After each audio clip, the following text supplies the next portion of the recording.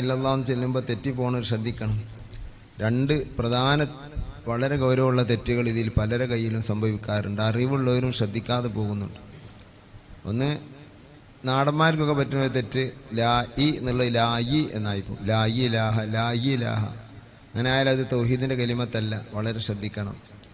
മറ്റൊന്ന്, അതിപ്പോൾ നിസ്കാരത്തിലുള്ളതാണ്, നിസ്കാരം ബാത്തിലായി പോവും. അത് അങ്ങനെ ആയാലും ലായി ലാഹ എന്ന് പറഞ്ഞാൽ.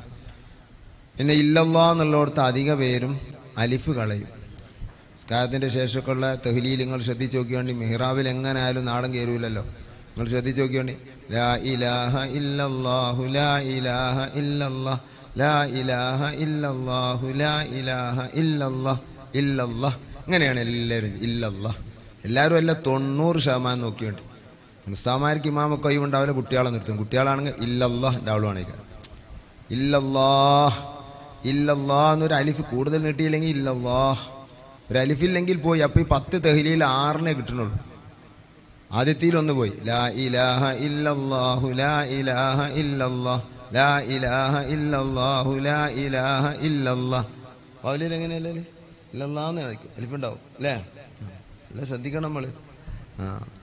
ലാസ്റ്റത്തെ ഇവന് രണ്ടും കിട്ടും. കാരണം എന്താ? ലാ ഇലാഹ ഇല്ലല്ലാഹു ലാ ഇലാഹ ഇല്ലല്ലാഹ് അൽഹംദുലില്ലാഹി റബ്ബിൽ. അപ്പം പിന്നെ അലിഫിക്കാണ്ട് പോയി. ഇതൊരു സ്വളകമായി, ഇതൊരു എന്താ പറയുക, ഇതൊരു പതിവ് ഇങ്ങനായി. അല്ലാതെ ഇത് നിയമാനുസൃതമായതില്ല. ആകുക എന്നല്ലാണ്ട് നമ്മൾ ആക്കണില്ല. അത് വല്ലാത്തൊരു കഷ്ടം. ഇതുകൊണ്ട് തന്നെ 70,000 ദിക്ർ ഫലിക്കാതെ പോവാണല്ലോ. 70,000 ചെല്ലുമ്പോൾ അതിന് നേർ പകുതിയേ കിട്ടണുള്ളൂ. നേർ പകുതിയെ കിട്ടിയാൽ അപ്പം അതിൻ്റെ നഷ്ടം എന്താ? ഒന്ന്, ആ മയ്യത്തിന് അത് ഉപകാരപ്പെട്ടില്ല. ഇമാം ബൈലാവി തഫ്സീർ ബൈലാവി പറയാണ് അദ്ഫു അലിഫിഹി ലഹ്നുൻ, അലിഫ് കളയൽ തെറ്റാണ്, അത് സഹിയാവൂല, തൗഹീദിൻ്റെ പദമല്ല. ഇതുകൊണ്ടുള്ള പ്രശ്നം എന്താ? നിസ്കാരത്തിലുള്ള ഷഹാദത്തിൽ അതേപോലെ വന്നിട്ടുണ്ട്.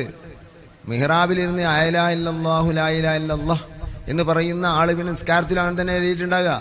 അഷ്ഹദു അല്ലാ ഇലാഹ ഇല്ലല്ലാഹു അഷ്ഹദു അന്ന മുഹമ്മദ് വ അഷ്ഹദു അന്ന മുഹമ്മദ് റസൂലുള്ളാഹ്. ഹത്തയ്യാത്ത് പൊളിഞ്ഞാടി. ഹത്തയ്യാത്ത് പോയാൽ നിസ്കാരം ബാത്തിലായി. ഇപ്പോൾ ഇയാളെയുള്ളപ്പോൾ തുടർന്ന് നിസ്കരിച്ച്. ഇതിൻ്റെ ഗൗരവം ചില്ലറയാണോ? ഇയാൾക്ക് ഇമാമത്തിന് അർഹതയുണ്ടോ? ഗൗരവല്ലേ? എന്നിട്ട് 70,000 തൈലിയിലിട്ട് ദക്കിറിൻ്റെ പേരിൽ 5 കാശ് കൊടുത്തിട്ടുണ്ടെങ്കിൽ അത് സ്വഹിയാവൂല, വാങ്ങല ഹലാലും ആവൂല. കിട്ടിയ പൈസ ഹലാലായില്ല. നേർച്ചിട്ടുണ്ടെങ്കിൽ ആ നേർച്ച വീടിയതുമില്ല. എങ്ങനെ എത്ര നഷ്ടങ്ങളാദ്യമേ വരുന്നത്. ഇതിപ്പോൾ ഇതിൻ്റെ നിയമമാണ്. ഇനി സൂഫി ലോകം ഈ ദിക്ർ ചെല്ലുമ്പോൾ അവർക്ക് പ്രത്യേക ചില സ്വഭാവത്തോടുകൂടെയാണ് ചെല്ലുക.